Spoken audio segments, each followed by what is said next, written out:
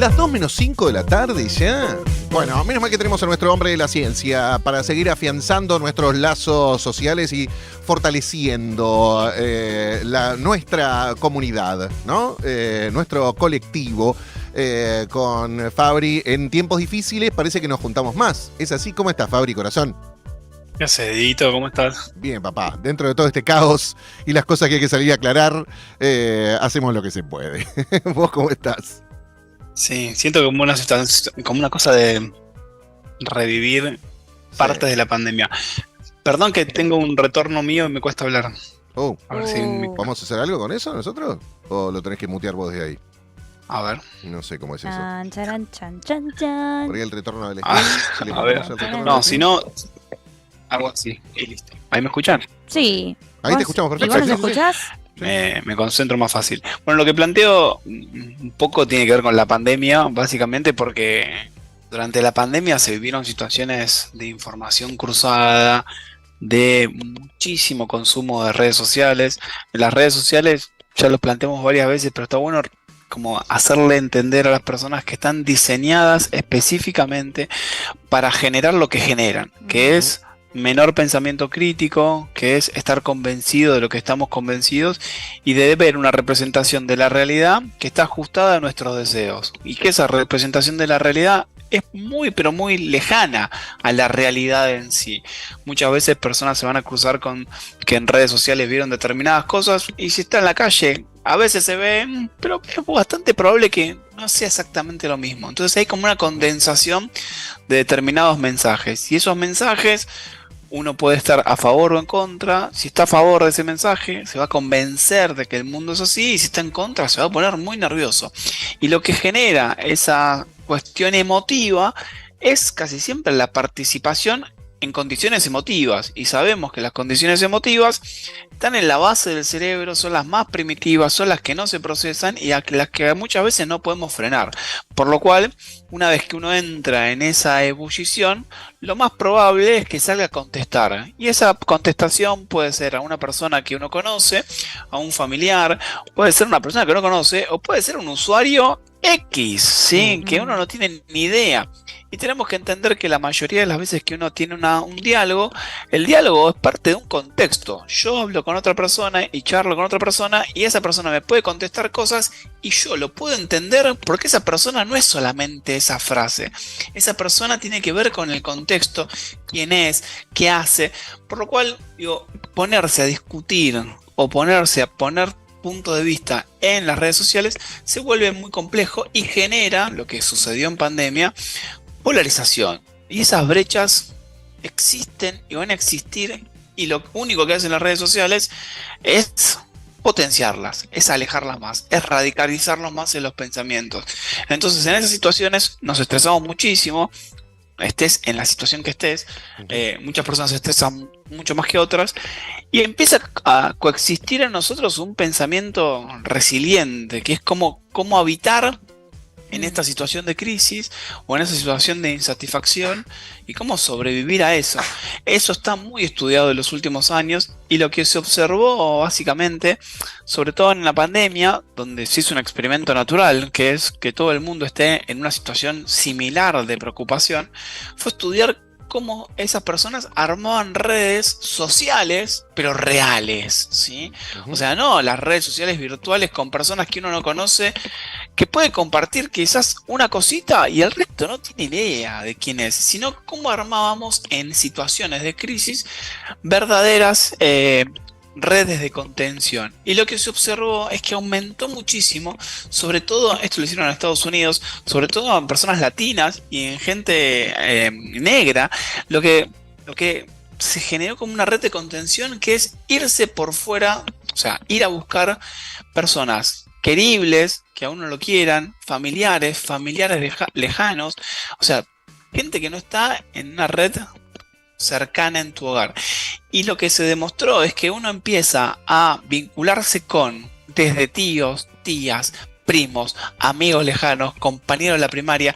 Hay una búsqueda terrible por armar esa red, ¿sí? Y tenemos que entender que esa red, pueden ser amigos, pueden ser colegas, pueden ser personas que están cercanas, se vuelve fundamental. O sea, porque en algún punto frena, tamiza, nos contiene, nos arma, o sea, nos brinda una visión completamente distinta. ¿Tenemos que armarlos? Sí, sí. El aislamiento hace a que la persona, o sea, pueda no progresar en el pensamiento crítico, en salir de una situación, pueda no exponer ciertas preocupaciones. Así que, digo, en cierto punto, estas redes que se forman naturalmente son fundamentales y necesarias. Sí, sabés que le estaba mostrando recién un chiste que hoy me pasaron por Twitter, porque salí a aclarar justo las noticias falsas que circulan hablando de los salarios de Radio Nacional y demás. Y creo que es un chiste de Página 12, porque es de Daniel Paz, donde una chica le dice a su padre: no, papá, esa es una noticia falsa. Pero ¿cómo va a ser falsa si dice justo lo que yo pienso? Como para hablar de este encierro que a veces es nuestro algoritmo, ¿no? Lo que vamos a buscar, lo que elegimos creer. Sí, por eso está recontra hiper estudiado cómo combatir las noticias falsas, ¿sí? ¿De qué manera combatir las noticias falsas? Sobre todo está estudiado en grupos antivacuna o en la pandemia, viste, como tal cosa hace tal otra, o sea, que se genera así muy rápidamente. Y lo que se descubrió es que hay que salir lo más rápido posible con datos lo más fieles posible a confrontar con datos, ¿sí? Y simplemente, de hecho, hay frases que es eso no es así y poner el dato, ¿sí? O sea, cuando uno dice, che, la vacuna no sé qué, los que indican los papers que hay que frenar esa corrida diciendo esto es así y no buscar. Obviamente te pone en una situación muy incómoda, decís, qué paja estar teniendo que tomarme el trabajo de tomar determinadas herramientas, cómo tengo que estar atento todo el tiempo, pero después en el fondo te vas a dar cuenta, o sea, lo hacemos todos y es necesario, pero te vas a dar cuenta que esa militancia, respuesta, evidencia que querés mostrar, cuando vas a las redes, el impacto que va... Se te cortó un poquito ahí. ¡Se nos fue! ¿No estás ahí? A ver, Fabri. Creo que hay un temilla de internet. Yo pensaba en esto, igual que decía Fabri, de cómo las redes están diseñadas para que esos discursos que son, digamos, en general están cargados con mucha violencia y que colaboran a esa polarización, lo que logran de alguna manera es ser muy bien recibidos por los algoritmos, ¿no? Claro. O sea, si vos hablas en esos términos, Twitter te va a dar más visualizaciones, te va a posicionar mejor y probablemente, ¿por qué? Porque también esos algoritmos están pensados con la lógica de la segmentación. Claro. Entonces, si vos respondés a un discurso muy concreto, bueno, vas a encontrar un conducto, ¿no? En el que resonar mucho más propio y que te va a ayudar a llegar a más lugares. A nadie le copa la parcialidad en Twitter. No, digamos. no, más vale. No, en Twitter y en Instagram también, porque estamos hablando de publicaciones orgánicas que vos no promocionás, porque cuando las promocionás es aún más fino. ¿A quién quiero llegar? Y población de 40 a 60, indignados de tal zona de nuestro país, que probablemente hayan votado a tal candidato, y ahí lo podés direccionar mucho más el discurso. Fabri, perdón que se nos entrecortó, justo un ratito se había congelado tu imagen. No, perdón que no me di cuenta. Ahí freno la imagen, así es muchísimo más fluido. Dale. Lo que planteaba es que, digo, ante esa situación hay muchas disyuntivas y mucha gente entramos en crisis, ¿sí? Aumentamos nuestros niveles de estrés.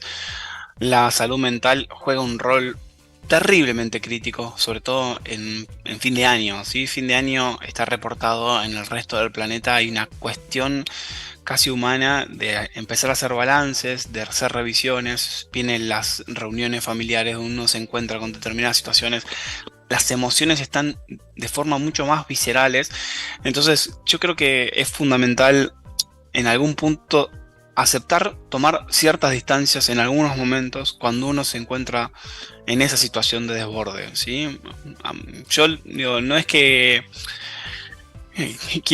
no quiero pecar de tibio, pero quiero pecar de alguien que se protege de una situación. Quizás una discusión en una mesa familiar no es muy, pero muy, muy poco probable que le haga cambiar el pensamiento al tío Raúl. Claro. Total. Es muy poco probable. Claro. Y quizás a vos, que estás muy armado y que estás muy contento por discutir, no te haga nada. Pero quizás otra persona que la está pasando mal, esa discusión lo afecte y le genere un clima, no sé, de inestabilidad. Así que, digo, empecemos a censar cómo nos sentimos, cuánto nos metemos, cuánto intentamos generar, que a veces las respuestas pasan por otro lado, por generar otras cosas, y evaluemos cómo nos sentimos nosotros para ver qué tipo de, por así decirlo, lucha damos. El costo es muchas veces muy alto, Sí. y a veces le ponemos el cuerpo y la cabeza a situaciones en las cuales a veces cambian y a veces Pero- no cambian. Entonces hay que pelearla, pero hay que estar bien para pelearla. Sí. ¿Y Elige cómo tus hacemos? batallas, muchacho. O sea, ¿cómo hacemos, Fabri? Porque yo realmente todo el tiempo lucho por desmentir estas cosas, porque la sobreinformación y la desinformación no confundan más a las personas, que además bien intencionadas muchas veces, personas que no están a favor de los discursos de odio, quieren desesperadamente hacer algo como usuarios de internet y no saben qué hacer. Y yo lo que veo es que, por ejemplo, mis videos muchas veces se viralizan para el costado del odio, o sea, Ajá. Claro. los utilizan como como canal para reverberar y confirmar que yo soy su enemigo. Entonces siento como que no sirve lo que estoy haciendo, ¿entendés? Y es una pregunta que nos hacemos muchos creadores de contenido que estamos tratando de combatir la fake news y demás, y la polarización. Sí, muchas veces sirven, pero el costo es alto, ¿sí? Claro. O sea, hay que saber que el costo es alto. Que uno se mete en un barro difícil de remar, que el algoritmo te expone, porque le conviene exponerte, y que muchas veces ese costo que a veces uno quiere soportar o tiene cierta capacidad de soportar. Hay gente que se lo banca, hay gente que no. Y hay gente que está acostumbrada a los medios, que tiene muchísimo timing. Cuando uno ve determinadas entrevistas, no sé, pasó cuando los científicos, no quiero nombrar, pero digo, algunos científicos salieron en algunos medios a decir, che, la ciencia sirve. Bueno, se comieron piñas por todos lados, porque de golpe, de un lado tenés una persona que está entrenada para fajar. Sí, O sea, literal. está entrenada para accionar y está entrenada para eso. Y su rol es ese. Y del otro lado estás vos con tus evidencias, con tus tiempos, con tu timing, con otro expertise. Entonces, digo, evidentemente uno lo hace de muy buena fe, con muy buenas intenciones, y terminás haciéndole el juego a la otra persona, porque te tiene ahí como un punching ball terrible. Yo creo que, digo, aprendí muchísimo de la pandemia. Yo me metí en un barro terrible, difícil claro. de manejar.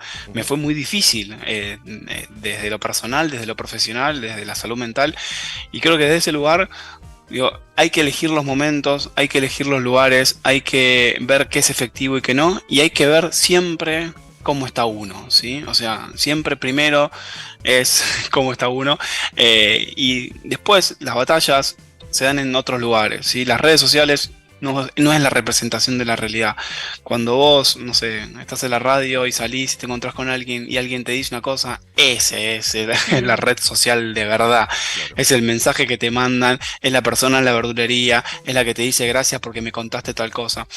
O sea, tenemos que hacer foco en lo que realmente representa la realidad y dejar de hacer foco en lo que creemos que representa, porque eso en algún punto, o sea, hace que esa brecha, sea cual fuese, cada vez se haga más radicalizada y cada vez nos alejemos más. Y muchas veces vamos a estar en situaciones sociales donde nos demos cuenta que en el 95, 98 y 99% de las cosas coincidimos, ¿sí? Y quizás tenemos que hacer más foco en eso Claro. que en lo otro para encarar ciertas comunicaciones. También, sí, pensaba en el tío Raúl que citaste Sí. de seguramente alguna cena familiar, que por ahí no piensa como vos y que dice algo polémico en la mesa. Inclusive esperando que vos saltes a reaccionar, o lo mismo con la gente que en tus videos te contesta con odio, y esa gente ya decidió creer otra cosa y se divierte provocando, y por ahí no hay que caer en esa trampa, ¿no?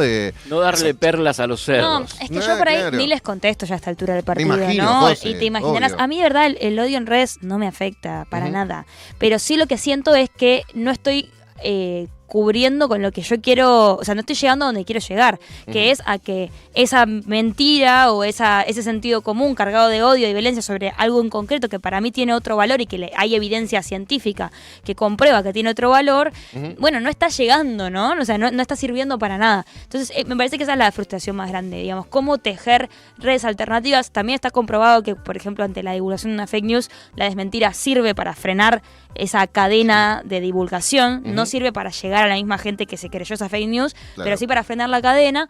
Pero bueno, siento que también tenemos que ponernos creativos un poco y entender cómo hackear el algoritmo de alguna manera, ¿no? Sí, también. Sí, tal cual, sí, hay que entender un poco cómo persuadir a un montón de personas a llevar un pensamiento hacia otro lugar, ¿sí?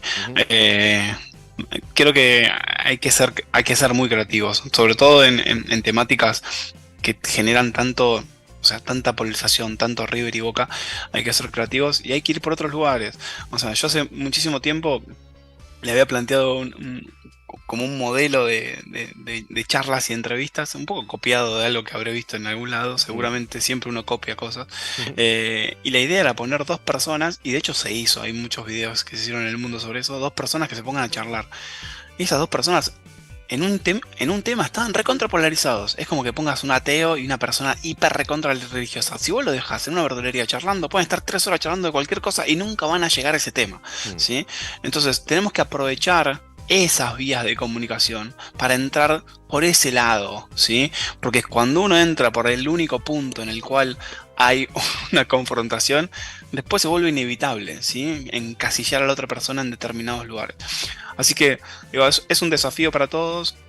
Cada uno hace la militancia que quiera, la militancia científica, la militancia política, la militancia de lo que sea, y hay otras estrategias. Y sí, obviamente, cuando a uno le tocan ciertas verdades, sale visceralmente a responder, pero hay que ser estratégico y saber dónde meterse, porque a veces le terminás haciendo el juego al otro. Total, sí, y termina siendo insalubre y te mete en un lugar que puede ser peligroso para tu salud mental. Yo vuelvo una cosa, digo, volviendo para que tenga sentido con la columna, claro. Digo, cuando uno se conecta con las redes sociales de verdad, tus primos, tus familiares, tus amigos, o sea, y salís de ese mundo virtual donde no conoces la cara ni la gente, te juro que te hace pero tan bien. Es volver a un lugar de hiperseguridad, y ese es el lugar seguro. Esos son tus amigos. O sea, a mí me ha pasado de estar, no sé, quemado en Twitter y respondiendo un montón de cosas y decir, voy a ir a jugar al fútbol. Nadie me habló del tema, nadie sabía, nadie tenía nada. Y para mí era todo el universo, era una vacuna, ¿entendés? Entonces, el que está ahí sos vos y 10 boludos que están hablando de lo mismo. El resto del planeta vive, ¿no? En otra situación. Sí, es esa sobrerepresentación también que generan las redes y de la cual las ultraderechas también hacen mucho eco, ¿no? Como después logran pasar esa violencia a la violencia física, si no, no habría gente viniéndonos a gritar a la puerta de la radio, pero es verdad lo que dice Fabri, que hay que volver a tejer los lazos humanos desde la presencialidad. Sí, lo decíamos antes de... cuando estamos abriendo el programa, es una teoría que yo tenía hace mucho. Qué bueno que venga la ciencia a rubricarla, porque yo decía que la argentinidad bien entendida, esta de nuestra calidez, nuestra solidaridad, de juntarnos a comer algo, lo que sea, a compartir momentos de calidad con nuestros seres queridos, también tiene una respuesta en esas crisis, ¿no? que vivimos, en esos ciclos de crisis económicas, y lo que hacemos es aferrarnos del que tenemos al lado, ¿no? Cuidá al que tenés al lado, decía el Flaco Spinetta siempre. Y bueno, tiene mucho que ver con eso, ¿no? Ante un entorno tan hostil por momentos, es juntarse con la gente que es real y que vale la pena, no con Carlos 049456 de Twitter. Sí, literalmente. Sí. Total. Sí. Bueno, absolutamente. Gracias, Fabri Corazón, por estar con nosotros. Valoramos mucho siempre tu aporte, te lo decimos, para seguir mimándote, pero también para que la gente sepa que vos lo hacés con muchísimo amor y no con esas cifras imbéciles que circulan y que ya fueron contestadas con datos. Mirá, hice antes de hablar con vos lo que había que hacer. Dato. Puse ahí Sí, la sí, cifra datos. publicada de las escalas salariales que están a disposición de todo el mundo que quiera saber lo que gana un empleado de la radio pública. Así que vayan Sí, ahí sí, tal cual. al enlace ese o fíjense. Hoy, ¿sabés la que me discutieron? ¿Qué? Che, pero es un Excel, no es un PDF. ¿En serio? ¿Me vas a criticar Guarda, un formato de archivo? mayor legitimidad. O sea, la página es oficial, el Es documento está. espectacular. Ni siquiera es que lo publicaron ayer, o sea, está Claro, publicado claro. desde octubre. No es que, bueno, lo publicaron para combatir Claro, la claro. falsa noticia. No, no, Todo no. el año publicado. Todo el año publicado ahí. Gente, la mayoría de las cosas que suceden por parte del Estado son públicas. Sí. O sea, aprovechense de Pero eso. mira, voy a un ejemplo mínimo, una autorreferencia para terminar, no quería contar esto, pero ayer yendo a la casa de mi novia, entré y en el hall del edificio, cuando estoy subiendo el ascensor, escucho que un señor que me crucé con su hijo, le dice al hijo, ese es un muy buen locutor de radio. ¡Apa! ¡Apa! Eso me garpa el día, ¿qué me importa los miles de Fíjate, personas que tienen boludo. hate? ¿Qué me importa? Perdón que Si diga no, eso, me estaban malas mirando palabras. el chabón, ¿entendés? Ayer me crucé en el subte una persona que me dijo, sigo tu canal de difusión. Listo, Son- el día hecho, ¿o Listo, no? ya está. Claro, O es sea, eso. no te conozco, desconocido, pero gracias. Pero sos real. Sos real. Sos real y estás Sos de acá. carne y hueso. Exacto. Sí, tendemos a no valorar esas acciones porque nos sentimos incómodos Ujú. y tendemos a sobrevalorar una crítica. Hay una charla muy buena de un investigador muy conocido que lo que plantea es que casi siempre da una conferencia para 5.000 personas y siempre ve al que bosteza. Y todo el tiempo está pensando cómo lo estoy aburriendo, cómo Claro. lo estoy aburriendo. Y bueno, hay 4.999 personas que están atentas, pero uno siempre ve ese pelo. Sí. Así que no, hay que sobreestimar lo bueno y intentar acomodar lo malo. Es así. Gracias, Fabri. Abrazo gigantesco. Igualmente. Fabri Ballarini con nosotros, nuestro hombre en la ciencia, a las 2:15 de la tarde. Tenemos un juego hoy que Yes. regala entradas para que vayan a Cinemark Heights, empresa que vamos a estatizar antes de ir. ¿Qué dice? Pero, No, que ¿te siempre imaginas? nos dan entradas para que ustedes vayan al cine y se diviertan viendo la peli 3D, 2D, la que elijan en el momento que quieran, en el Cinemark Heights que más cómodo les quede. El juego se llama ¿Quién chota sos?